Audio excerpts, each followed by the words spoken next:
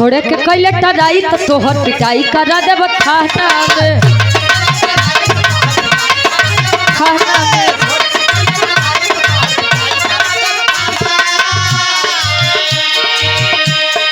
ओहू से नहीं समारे में अइबे तो जहर मिला देब खाना में।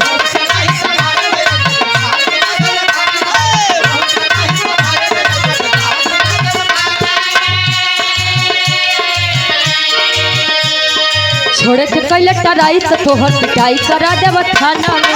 ओहू से नहीं समारे में अइबे तो जहर मिला देब खाना में। भिजित पटन लोरे से कहतनी जोरे जोरे से, कहतनी जोरे जोरे से।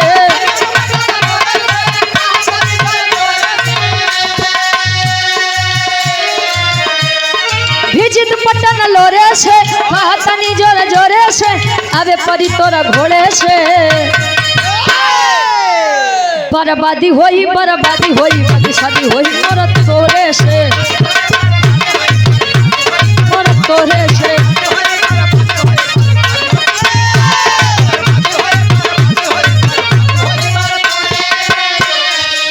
और आप आई के छत पर ढेर जिम्मेदारी संभाले के बा।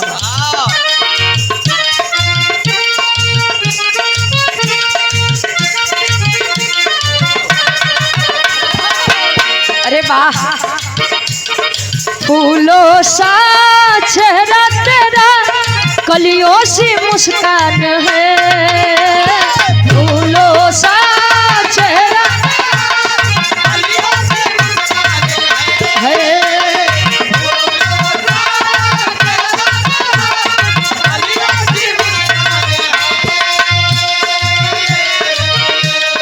फूलों सा चेहरा तेरा कलियों सी मुस्कान है। रंग तेरा देख के रूप तेरा देख के कुदरत भी हैरान है। रंग तेरा देख के रूप तेरा देख के कुदरत भी हैरान है।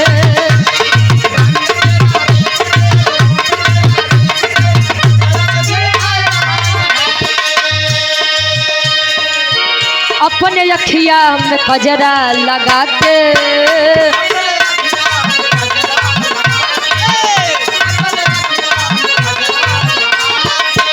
रखनी गजरा में साड़ियों टका के, साड़ियों टका के।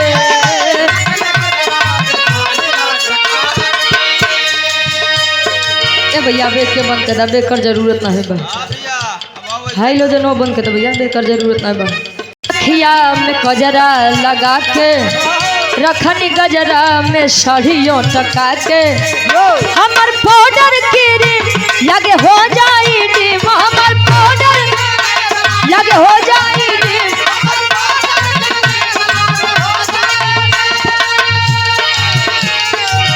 हमर पाउडर गिरी लगे हो जाई नीम। बटे कई जगहिया खाली सैया बिन राजा बिन दुल्हा बिन नथुनिया के दारी हो। राजा बिन नथुनिया के दारी के दारी। ई गीत के तारा बनोदी बड़ा लहाई के गवे, बड़ी पुरानी गीत बजौने समय वो मार्केट में आ रहे हैं। हाँ तो जान ला छह गवैयन का छुट्टी हो गई रही। कब भैया गुड्डू गिलहरी जी जब आई, तारा बानो जी जब आई तो जान लो अच्छे के छुट्टी हो गई। हाथ में मेहंदी मांगे सुनूर बर्बाद कजरवा हो गई। हाँ जहाँ देखो छोट बड़े के मुँह पर खाली वो है ना। गीत ऐसा गावा कि ताकि केहू का जीवन बन जाए। जैसे हमारे मंजीत भैया कहे कजीरा लगवली बिंदिया सजवली, कजीरा लगवली बिंदिया सजवली। सैया बिन नथुनिया के डारी हो। राजा बिन नथुनिया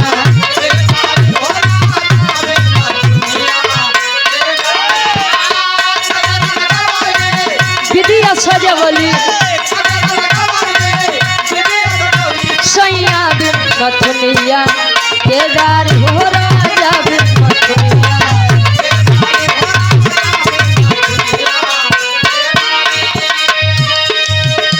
देखिए बतावे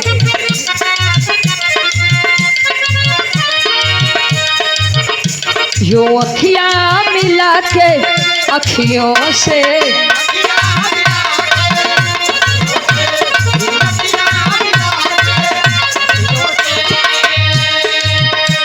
यो अखियां मिला के अखियों से परदेसी मुझे तू लूट गया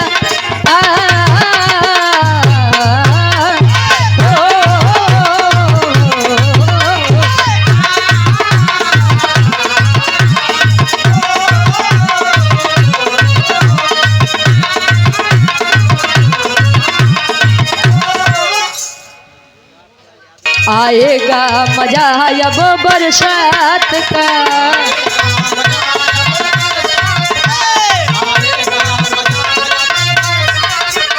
तेरी मेरी दिलकश मुलाकात का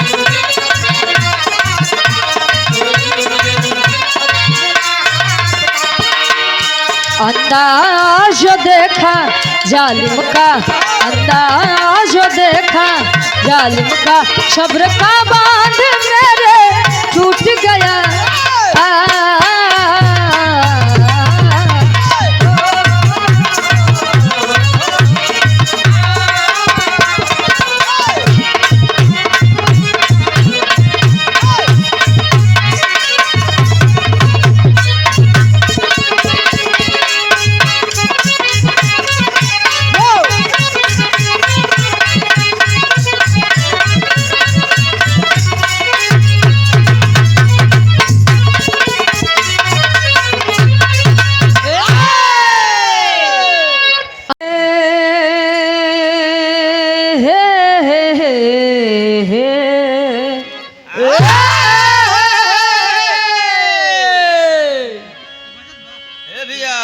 हे मैया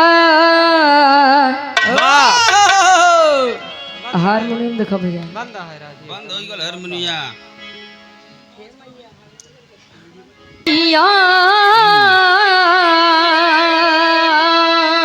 पढ़ू हे मैया पैया पढ़ू कब ता सुना गुहार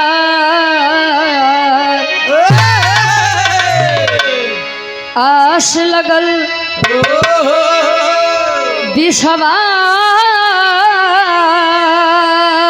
विश्वास बढ़ल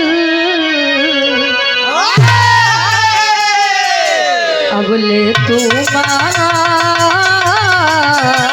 तू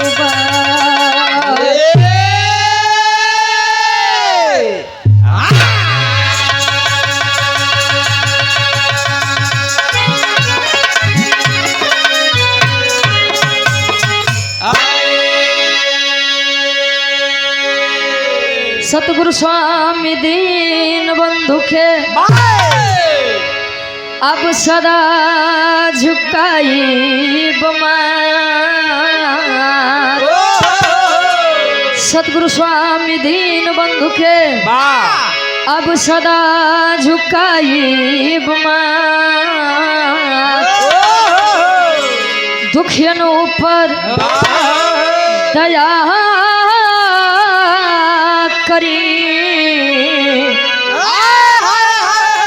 अब जय हो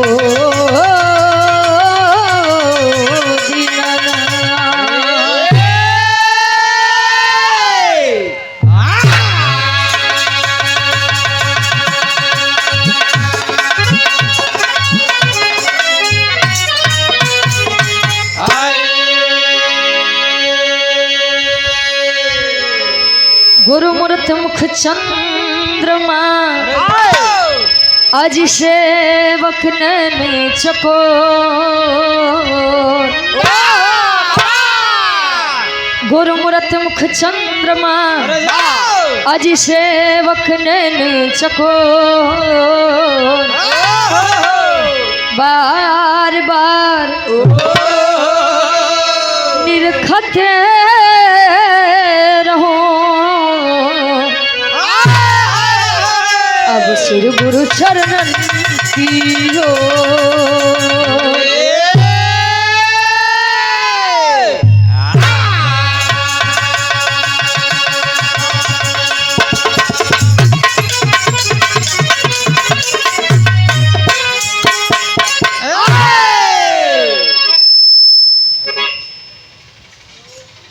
ऐतिहासिक सर्ज में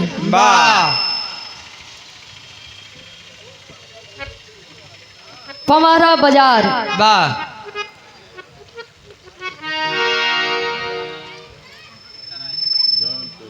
मुगरा बादशाहपुर जौनपुर के ऐतिहासिक सर्ज में इस ऐतिहासिक सरजमी पे उपस्थित होकर के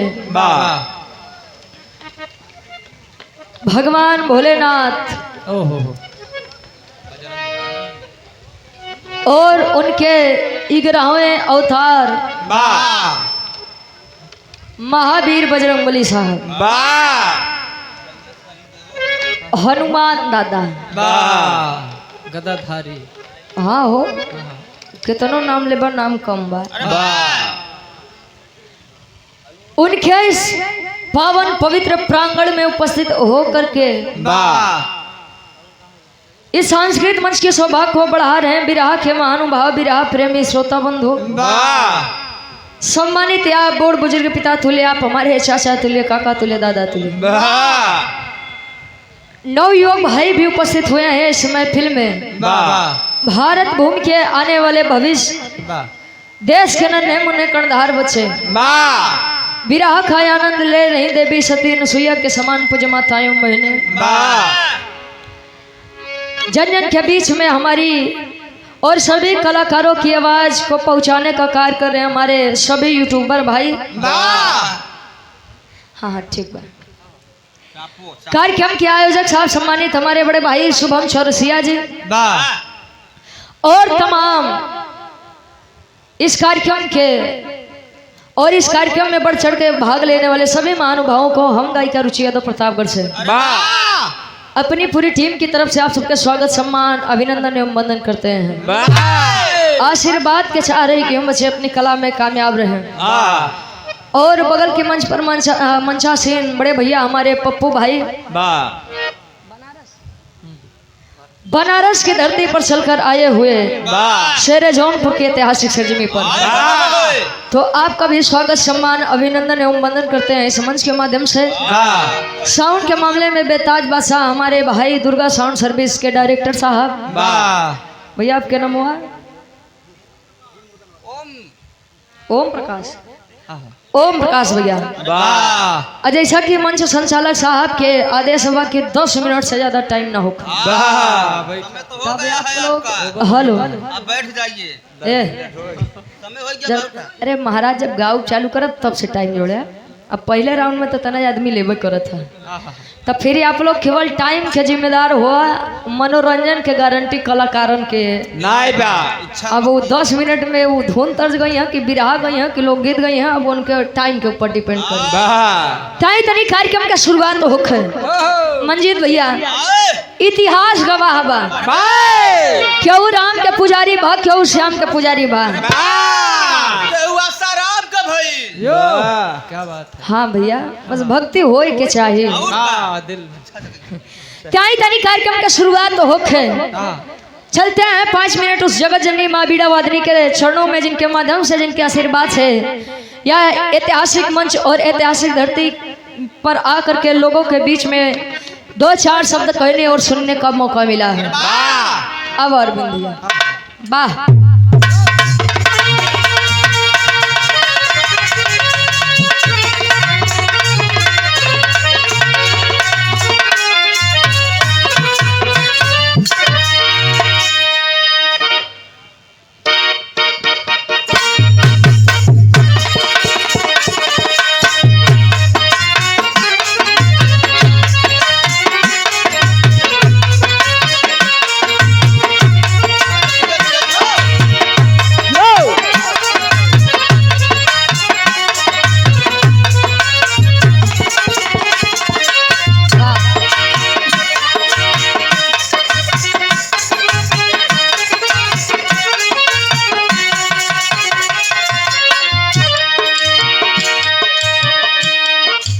बड़ी सुंदर तरह से संकेत हमारे अरविंद भाई करते हैं। देखिए प्रेम करना कोई गलत बात नहीं है, बिना प्रेम के जीवन अधूरा है। ये प्रेम ही है आप लोगों का कि प्रतापपुर से बुला करके जौनपुर की धरती पर गवाने और बजवाने का कार्य कर रहे हैं। ना तो कल से मौसम में ऐसा रहे कि हमका तो उम्मीद नहीं रहे कि कार्यक्रम हो ही, फिर भी ये आप लोगों का स्नेह है, सम्मान है, प्यार है। हाँ ठीक बात। कोनो लड़का कोनो लड़की के याद में, कोनो हीरो अपने हीरोइन के याद में कहे का कहे।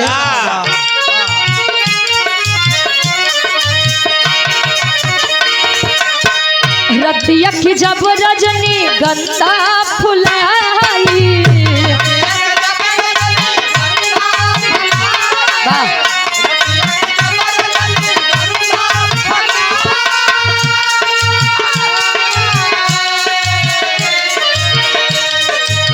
रतिया की जब रजनी गंदा फुलाई, बसवरिया के पिछवा चांदिया गई, बसवरिया के पिछवा चांदिया गई, गोरी रे गोरी रे गोरी रे तोरी याद जा गई, याद आ गई।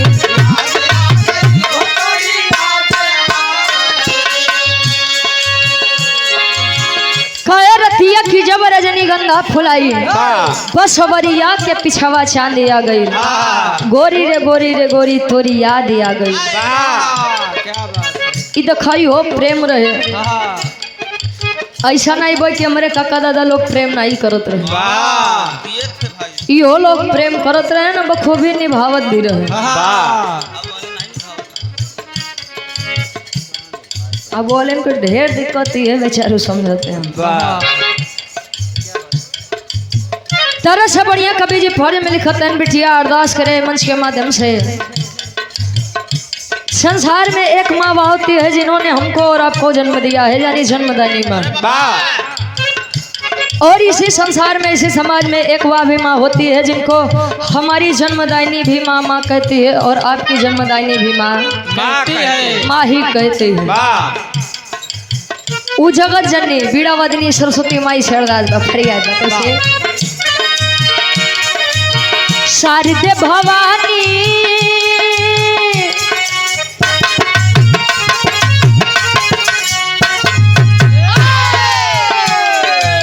शारदे भवानी आज तोहके पुकारी, तोहके पुकारी,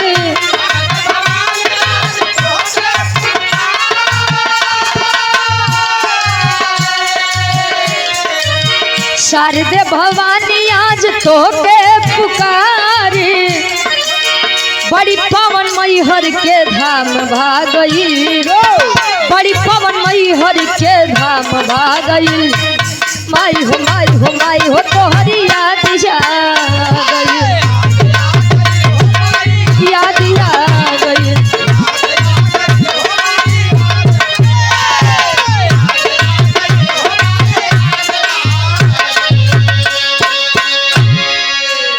खये शारदे भवानी आज तोके पुकारी, बड़ी पवन मई हर के धाम भागई, माई हो माई हो माई तो हर याद आ गई। देखिए ये आस्था का विषय है, कोई भी धर्म कोई भी मजहब आपस में बैर करना नहीं सिखाता है। आपका ईश्वर के ऊपर भरोसा है, आप मानिए, नहीं है तो मत मानिए, लेकिन किसी की आस्था को ठेस न पहुंचाइए, और ना ही आपको ये किसी ने अधिकार दिया है।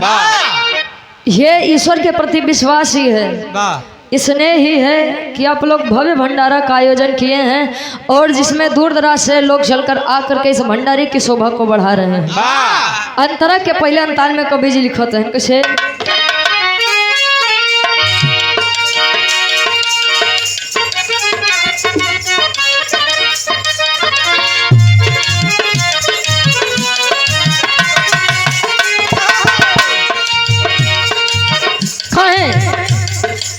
राग रगनिया के मधुमय बनावा,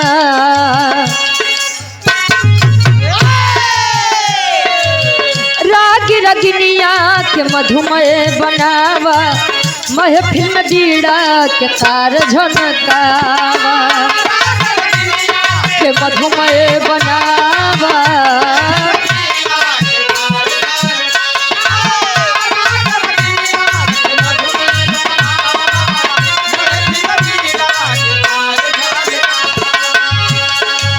बेटी करे दुआर पे फरियाद आ गई बेटी करे दुआर पे फरियाद आ गई माई हो माई हो माई हो तो हरियाद आ गई याद आ गई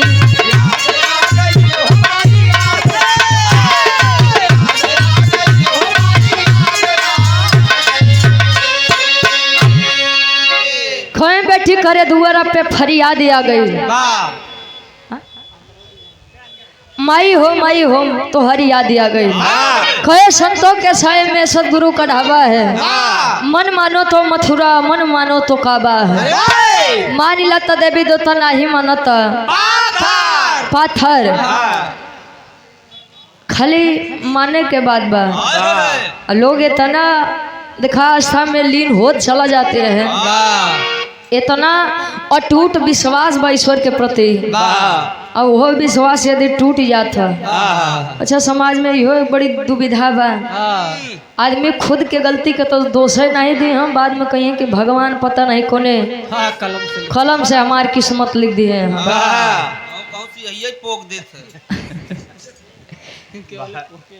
भारत है कहा जाता है कर्म करते रहो फल की चिंता लेकिन आजकल आदमी फल की चिंता ज्यादा करत बा कर्म कम करत बा मंजीत भैया कर्म करबा तब फल मिली नहीं तो मिली उली फल डेली पावत है कया मन की तरंग मार लो बस हो गया भजन आदत बुरी सुधार लो बस हो गया भजन संत रविदास गुरु जी कहा करते थे कि मन संगा तो कठौती में गंगा मन साफ बा तो सब कुछ बा नहीं तो कोनो मतलब के नहीं बा आखिरी भाव में बिटिया बताओ कि बिरहा जगत में हमार खानदान का बा बिरहा जगत में हमारे माई बाबू के बा वैसे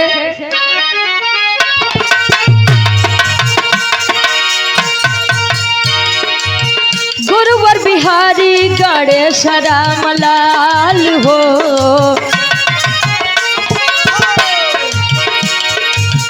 गुरुवर बिहारी गणेश राम लाल हो चंद्रिकायो राम देव बाढ़े बे मिसाल हो चंद्रिका राम देव बाढ़े बे मिसाल हो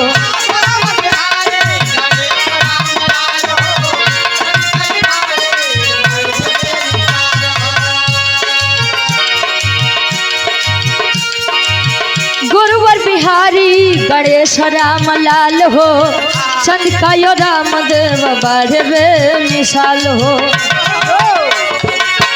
मस्तक झुकावे रुचि आज आ गई अरे मस्तक झुकावे रुचि आज आ गई अरे माई हो माई हो माई हो तो हरी याद जा